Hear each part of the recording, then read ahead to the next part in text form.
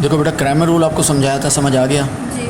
तो अब ये जो है हमारे पास क्या है, इक्वेशंस हैं। इसको अब हमने इन्वर्स रूल से करना है, ठीक है? इसको मैट्रिक्स इन्वर्जन रूल भी कहते हैं। क्या कहते हैं? मैट्रिक इन्वर्जन रूल, ठीक है? या सिंपल इन्वर्स रूल भी इसको हम कह सकते हैं। तो जो भी आप क्रैमर करें या इन्वर्स रूल करें, सबसे पहला जो प्रोसेस है वो ये है कि जो इक्वेशंस दी गई हैं, इन इक्वेशंस को आप किस में कन्वर्ट कर लें? मैट्रिक्स फॉर्म में। तो सबसे पहले एक्स के कोफिशिएंट लिखते हैं। तो 2 एक्स का कोफिशिएंट आ गया 2, एक्स का कोफिशिएंट आ गया 3, वाई का कोफिशिएंट है -2 और फिर 2। समझ आ गई बात? जी। अब वेरिएबल इन इक्वेशंस के अंदर कौन से हैं बताएं? एक्स और वाई। एक्स और वाई, एक्स और वाई, ठीक है भाई? जी। उसके बाद =2 आ जाएगा और फिर ये बचेगा हमारे पास 4 और 6। इतनी बात समझ आ गई है? जी। इसको हम नाम देते थे a, इसको x, इसको b। हमें x फाइंड करना है तो a यहाँ से हटाना पड़ेगा, ठीक है? तो हम क्या करते हैं, a को उठा के इधर ले आएंगे। जब a इधर आएगा तो ये हो जाएगा a इन्वर्स। क्या हो जाएगा? A inverse. ठीक है। आप ये पूछो सर, ये a आपने यहाँ पर पहले लिखा है, इसको बाद में भी तो लिख सकते हैं। अगर a यहाँ पर x के बाद लिखा होता तो हम इसको b के बाद लिखते। चूँकि यहाँ पर a x से पहले लिखा हुआ है तो इसलिए यहाँ पर ये पहले आएगा। इस बात का ख्याल रखना, कहीं आप एफिशिएंसी दिखाओ और बोलो कि मैं इसको इधर रख दूं तो फिर आंसर आपका गलत आ जाएगा। अगर यहाँ पर पहले है a तो इस साइड पर भी a पहले होना चाहिए, ठीक है? अब x की वैल्यूज़ क्या हैं बताएं? x और y, ये है ना? जी। कैपिटल X इसके बराबर है ना? जी। तो ये लिख दिया। a इन्वर्स, इसका फॉर्मूला होता है 1/डिटर्मिनेंट a into adjoint of a into b। ये ऐसा कैसे आ गया? ये मेन फार्मूला बन गया किसका? इन्वर्जन रूल का। ये मेन फार्मूला बन गया हमारा किसका? हाँ, मैट्रिक्स इन्वर्स रूल का। अब इसमें हम जो है वो चीज़ें फाइंड करेंगे, डिटर्मिनेंट a फाइंड करेंगे, एडजॉइंट a फाइंड करेंगे और इस फार्मूले में पुट करवा के हम अपना आंसर निकाल लेंगे। तो सबसे पहले नंबर पे हम क्या करते हैं, हम डिटर्मिनेंट a फाइंड करते हैं। पूछो क्यों? इसी को ही हम क्यों कर रहे हैं? हम एडजॉइंट a पहले कर लेते हैं, तो उसकी वजह भी मैं बताता हूँ आपको। डिटर्मिनेंट लेना तो आता है ना आपको? 2 3 -2 2, ठीक है? क्या हो जाएगा ये? 2 इंटू 2 और माइनस फार्मूले का -2 इंटू 3। ये ब्रैकेट मैंने क्यों यूज़ किया? क्योंकि 2 साइन एक साथ आ रहे हैं ना, इसलिए माइनस माइनस प्लस हो जाएगा। 2 3 6, आंसर क्या आ गया हमारे पास? 10। अब चूंकि ये 0 के बराबर नहीं है इसलिए नॉन सिंगुलर। अब समझ आई कि हमने डिटर्मिनेंट पहले क्यों फाइंड किया? क्योंकि डिटर्मिनेंट हमें ये बात बताएगा कि ये क्वेश्चन आगे सॉल्व हो सकता है या नहीं। लेट सपोज यहाँ 0 आ जाता और ये सिंगुलर मैट्रिक्स कहलाता तो फिर ये क्वेश्चन यहीं पे स्टॉप हो जाता, हम लिख देते नो सॉल्यूशन। क्योंकि देखो यहाँ पर क्या हो जाता है, यहाँ 0 आता ना, तो कभी भी डिनोमिनेटर में 0 नहीं आना चाहिए। एज अ मैथ स्टूडेंट आपको ये बात याद रखनी है, कभी भी डिनोमिनेटर में 0 नहीं आना चाहिए। न्यूमरेटर में आ सकता है, डिनोमिनेटर में 0। अगर डिनोमिनेटर में 0 आ जाएगा तो फिर ये हम यहाँ लिखेंगे नो सॉल्यूशन।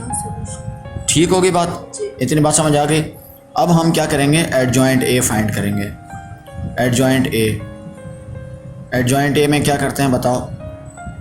इसमें भी जो पहले वाली वैल्यू जी, ये है ना a, तो ये पहली और चौथी एंट्री की जगह चेंज कर देते हैं। अब यहाँ पे तो सेम है तो पता नहीं चलेगा आपको, लेकिन आप अपने जहन में बिठा लीजिए, ठीक है? ये हमने इनकी जगह चेंज की और इनके साइन चेंज करते हैं। तो -2 है तो +2 हो जाएगा और वो माइनस, +3 है तो -3। इतनी बात समझ आ गई? बस मसला हल हो गया। अब आप वैल्यूज़ पुट करें अपने फार्मूले में। क्या फार्मूला था? x y as it is आ गया, = 1 एज इट इज़ आ गया।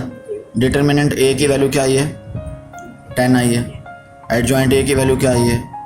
2 इंटू 2 -3 और ये 2, ठीक है? और b की वैल्यू क्या है हमारे पास? हाँ, 4 और 6। बात समझ आई है? ये मैंने सिर्फ क्या किया, जो वैल्यूज़ थी उनको फार्मूले में पुट करवा दिया। अब इसको सॉल्व कर लेते हैं। देखो ये 1/10 है, इसको तो अभी छेड़ने की ज़रूरत नहीं है, नहीं तो करंट लगेगा 420 वोल्ट का। समझ आई है? अब आपको मल्टीप्लाई करवाना आता है। ये पूरी रो जो है इस कॉलम से मल्टीप्लाई होगी। फर्स्ट एंट्री फर्स्ट के साथ, फर्स्ट के साथ, बीच में हमेशा प्लस आता है मल्टीप्लाई में, सेकंड के साथ। बस मसला हल हो गया। अब नीचे का आप बताओ? -3 है बेटा, ज़रा गौर से देखो। और 2 मल्टीप्लाई बाय 6 समझ आई? जी। चलें 1/10 को अभी भी कुछ नहीं करना। क्या जवाब आएगा ये?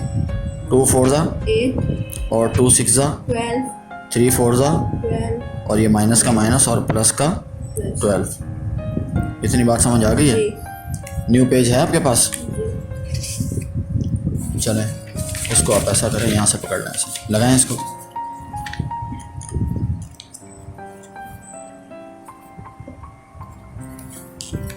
एक पेज आपसे नहीं लगाया जा रहा तो आप बोर्ड में पेपर कैसे देकर आओगे? क्लिप बोर्ड में पेज आपसे नहीं लगाया जा रहा। अब क्या करना है? इसको प्लस करना है। क्या होगा ये? 1/10 आएगा। बताएं 8 और 12 क्या आएगा? 8 और 12 को प्लस करो बेटा, क्या आएगा? अफसोस है। 20 और 12 ये दोनों क्या हो जाएंगे? कैंसिल नहीं हो जाएंगे? -12 और +12 कैंसिल नहीं हो जाएंगे? 0 हो जाएगा ये। बात समझ आई है? जी। नहीं आई है?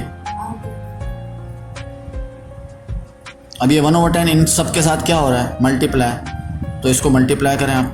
20 मल्टीप्लाई बाय 1/10, 0 मल्टीप्लाई बाय 1/10। अब ये 10 1 ज़ा और 10 2 ज़ा, यहाँ पर आ जाएगा 2 क्योंकि 2 1 ज़ा। और 0 को किसी से भी मल्टीप्लाई करो क्या आता है? जी 0। और यहाँ पर क्या था हमारे पास?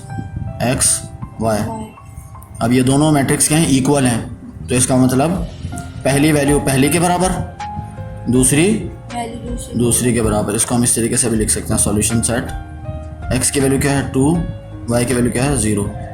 कुछ समझ आई या नहीं आई?